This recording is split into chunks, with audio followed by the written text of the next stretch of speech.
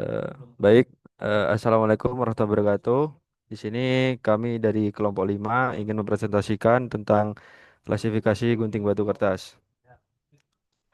Di sini yang pertama ada import library. Nah, di sini beberapa library penting diimpor untuk menunjang keseluruhan proyek. Yang pertama, di sini ada TensorFlow untuk membangun dan melatih model CNN. Terus ada OS, zip file, dan time untuk manajemen file dan durasi pelatihan. Terus yang ketiga ada Matplotlib dan Matplotlib.image untuk visualisasi hasil prediksi. Dan ada image data generator dari transflow.crush.processing.image digunakan untuk argumentasi, augmentasi dan pemrosesan dataset. Terus yang selanjutnya ada files dari Google.colab, memungkinkan pengguna mengunggah gambar ke Colab untuk diprediksi. Terus yang terakhir ada version MATLAB inline untuk menampilkan grafik langsung di notebook. Baik, kemudian ada bagian unzip data, yang mana ini berfungsi untuk mengunzip atau membuka dari file yang bernama rock paper scissor. Nanti file-file dari zip ini akan dimasukkan ke direktori sementara di /tmp. Kemudian di bawahnya lagi itu ada augmentasi gambar. Nah, untuk augmentasi gambar ini memanfaatkan library dari TensorFlow, yang mana untuk augmentasi gambar ini terdiri dari prescale, yang penjelasannya yaitu mengubah nilai pixel dari 0 sampai 225 sampai 0 sampai 1, yang mana ini akan memudahkan proses. Kemudian zoom range ini bakal ngezoom gambarnya sebanyak 20%. Kemudian rotation range sebanyak 20 derajat, vertical flip sama horizontal flip itu untuk mengaugmentasi gambar untuk pemrosesan lebih lanjut. Kemudian brightness range antara 0,8 sampai 1,2 itu juga untuk mengatur kecerahan, sehingga misal foto itu memiliki kecerahan yang kurang ataupun berlebih itu dapat diminimalisir. Kemudian untuk width shift sama height shift itu untuk shift menggeser gambar ke kiri atau kanan itu sebanyak 0,2 atau 20%. Kemudian validation split itu berarti 40% dari dataset itu bakal digunakan sebagai data validasi, kemudian sisanya yaitu 60% untuk data training. Kemudian di train generator, nah ini eh, sebagai 60%-nya tadi itu untuk training, dan eh, image size-nya tadi diubah menjadi 224 kali 224 pixel, dan batch size-nya sebanyak 5 gambar per proses. Kemudian validation generator ini juga 40% dari yang tadi, yaitu untuk mengubah dan di sini juga mengubah size dari gambar dari 224 kali 224 dan memproses 5 gambar per satu proses. Oke, selanjutnya itu memasuki build model atau membangun dari arsitektur CNN-nya sendiri. Itu kami menggunakan pendekatan sekuensial dari TensorFlow.keras.models, yang berarti model itu dibangun dari lapis lapis per lapis gitu, secara berurutan. Terus untuk layer selanjutnya itu layer konvolusi yang pertama ya. Yang bisa dilihat itu untuk kodenya yaitu tf.keras.layers conv2d 32,33 dan itu activation relu. Nah, di sini itu menggunakan 32 filter dengan ukuran kernel 3x3. Aktivasi relu ini dipilih itu karena dapat menghilangkan nilai negatif dan menjaga non-linearitas. Dari untuk input state-nya sendiri itu ditentukan sebesar 224,224 dan 3. Selanjutnya yaitu eh, lapisan selanjutnya yaitu di max pooling 2D, yang mana fungsinya itu untuk mereduksi ukuran fitur map sambil mempertahankan informasi penting. Dan selanjutnya itu ada Conv2D dan Max Pooling 2D lagi dengan jumlah filter yang meningkat secara bertahap, yang dapat dilihat itu dari 64, 128, terus ke 256. Dengan meningkatnya jumlah filter itu membuat model mampu mengenali fitur visual yang lebih kompleks. Setelah semua fitur spasial itu diolah, lalu lanjut ke layer yang flatten itu untuk mengubah output dua dimensi dari konvolusi sebelumnya menjadi vektor satu dimensi. Eh, dan selanjutnya yaitu ditambahkan layer dense yang sebanyak 512 neuron. Nah, layer ini tuh fungsinya untuk berfungsi sebagai fully connected layer untuk menyatukan semua informasi dan menentukan hasil klasifikasi. Eh, dan kenapa layar ini memiliki tiga neuron? Karena kita ingin mengklasifikasi gambar itu dalam tiga kelas, yaitu yang pertama batu, gunting, dan kertas.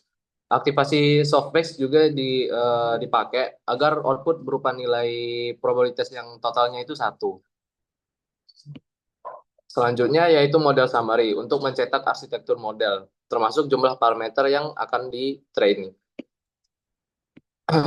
Setelah selesai, itu selanjutnya semua proses tersebut dikompilasi model dengan baris yang model.compile. Kami menggunakan sparse underscore categorical underscore cross entropy itu sebagai fungsi loss karena label yang digunakan itu berupa integer bukan vektor. Optimizer NADAM juga digunakan karena menggabungkan keunggulan RMSprop dan momentum serta cukup efisien. Selanjutnya itu masuk ke train model. Setelah model selesai dikompilasi pada proses sebelumnya, itu melanjutkan ke proses training. Sebelum memulai training, itu kami menggunakan penyimpanan waktu awal agar bisa menghitung durasi pelatihan atau durasi training lah secara akurat. Yang mana itu untuk codingannya yang start underscore time. Proses training ini dilakukan dengan memanggil fungsi feed yang mana itu dimulai dari kalau di codingan itu model.feed. Nah, di sini tuh train generator itu sebagai data latih yang telah diaugmentasi pada proses sebelumnya. Kami menetapkan steps underscore per underscore epoch sama dengan 25 itu artinya dalam satu epoch model akan melihat 25 batch data. Model akan dilatih selama 40 epoch agar dapat memahami pola dengan baik. Sementara itu, validation underscore data itu digunakan untuk mengevaluasi performa model terhadap data yang belum pernah dilihat. Untuk data validasi itu ditetapkan sebagai validation underscore steps sama dengan 5 agar model itu mengevaluasi 5 batch data setiap epoch. Parameter untuk verbose sama dengan 2 itu digunakan agar log pelatihan ditampilkan dalam format ringkas dan informatif sebenarnya. Setelah training selesai, kami di sini itu mencatat waktu dengan baris kode yang n underscore time sama dengan time.time. Lalu dari timing tersebut durasi dari training tersebut itu dihitung dengan menggunakan kode dengan baris yang dimulai dari training underscore duration sama dengan n underscore time. Dengan baris kode tersebut itu kami dapat mengetahui berapa lama training tersebut.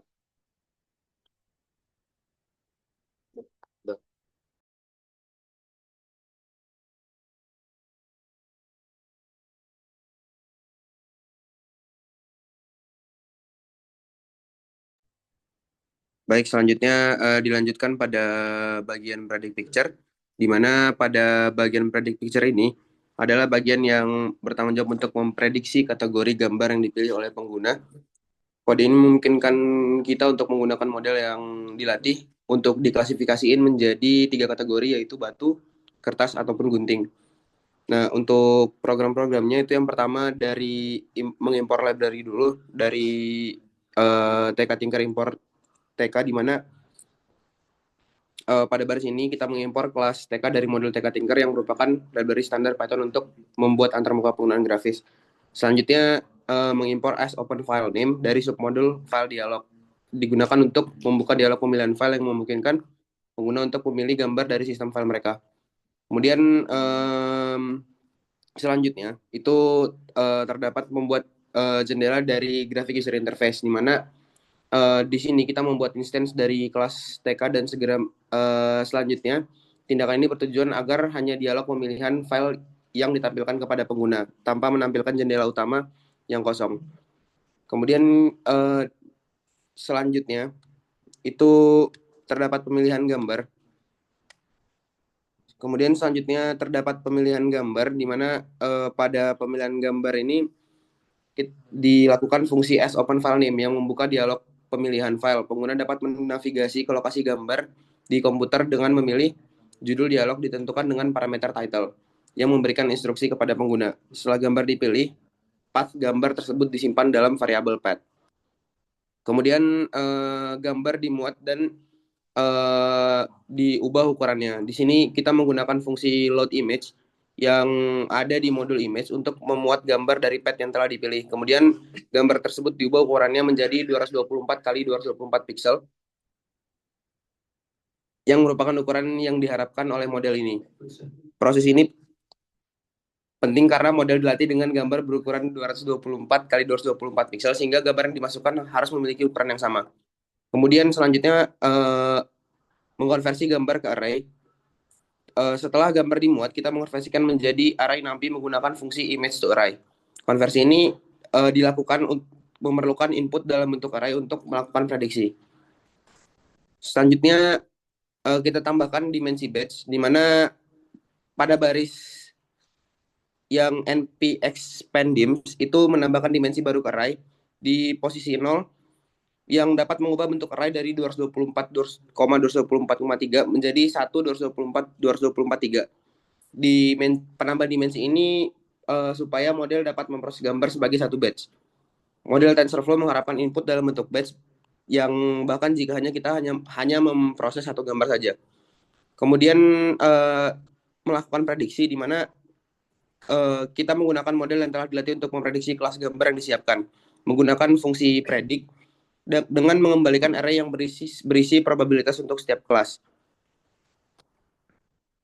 Next, pada bagian akhir itu menentukan kategori gambar dengan fungsi if else, di mana pada bagian ini kita memeriksa hasil prediksinya. Jika probabilitas untuk kelas kertas adalah 1, maka akan dicetak atau di print kertas.